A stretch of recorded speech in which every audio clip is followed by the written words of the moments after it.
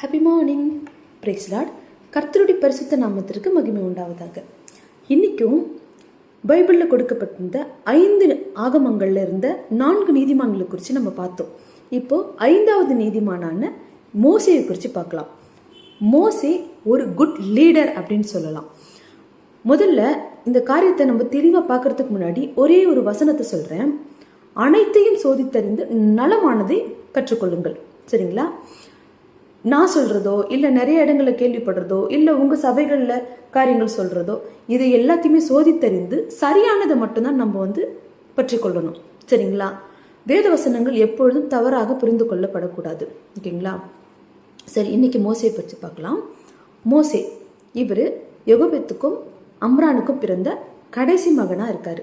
இவருக்கு மிரியம் அப்படிங்கிற ஒரு சகோதரியும் ஆரோன் அப்படிங்கிற ஒரு சகோதரனும் இருக்காங்க.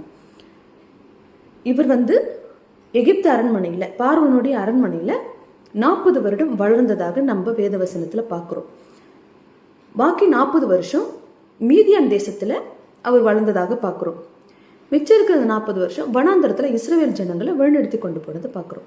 மொத்தம் 120 வருடம் தான் இவர் வாழ்ந்தார். அவர் மரிக்கும் பொழுது அவருக்கு 120 வயது.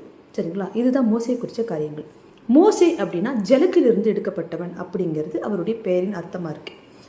இப்போது நான் உங்களுக்கு ஒரு சுவாரஸ்யமான ஒரு விஷயத்த சொல்கிறேன். இப்போது மோசே குறித்த ஒரு காரியம், நிறைய காரியங்கள் தவறுதலாக புரிந்து கொள்ளப்பட்டிருக்கு. அதில் ஒரு காரியத்தை நான் சொல்கிறேன்.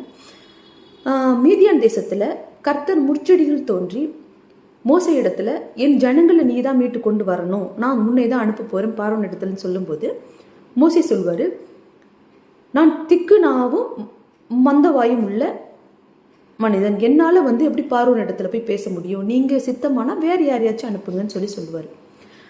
அப்போது இவர் சொல்கிறத நிறைய பேர் எப்படி புரிஞ்சுக்கிறாங்க அப்படின்னா, ஒரு சிலர் சொல்கிறாங்க அவருக்கு வார்த்தை சரியாக வராது, அவர் திக்கி திக்கி பேசுவார், அவருக்கு வார்த்தை சரியாக வராது அப்படிங்கிற ஒரு சிலர் புரிஞ்சுக்கிறாங்க.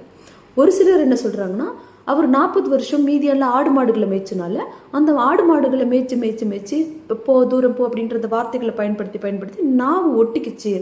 ஸோ அதனால் அவருக்கு பேச்சு வரல, அதனால தான் நான் திக்கி திக்கி பேசுவேன், திக்குவாய் எனக்கு அப்படிங்கிறத சொல்கிறாரு அப்படின்னு சொல்கிறாங்க.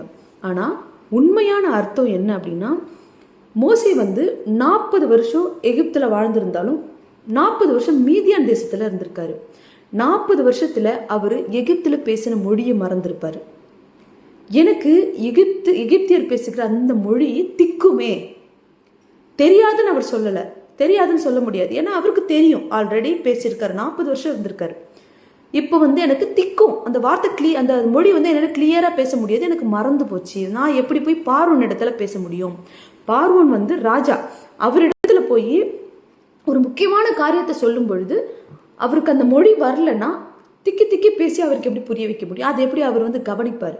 ஸோ எனக்கு திக்குமே, அந்த மொழி திக்குமே, நான் எப்படி பேச முடியும் அப்படின்னு தான், அந்த அர்த்தத்தில் தான் மோசே சொல்கிறாரு. அதுக்காக தான் உன்னுடைய சகோதரனாகிய ஆரோன் உனக்கு நாவா இருப்பான் அப்படின்னு சொல்கிறாரு. இந்த வார்த்தையை இது நாள் வரைக்கும் தவறுதலாக புரிந்திருக்கிறவங்க இன்னைக்கு சரியாக புரிஞ்சுக்கோங்க.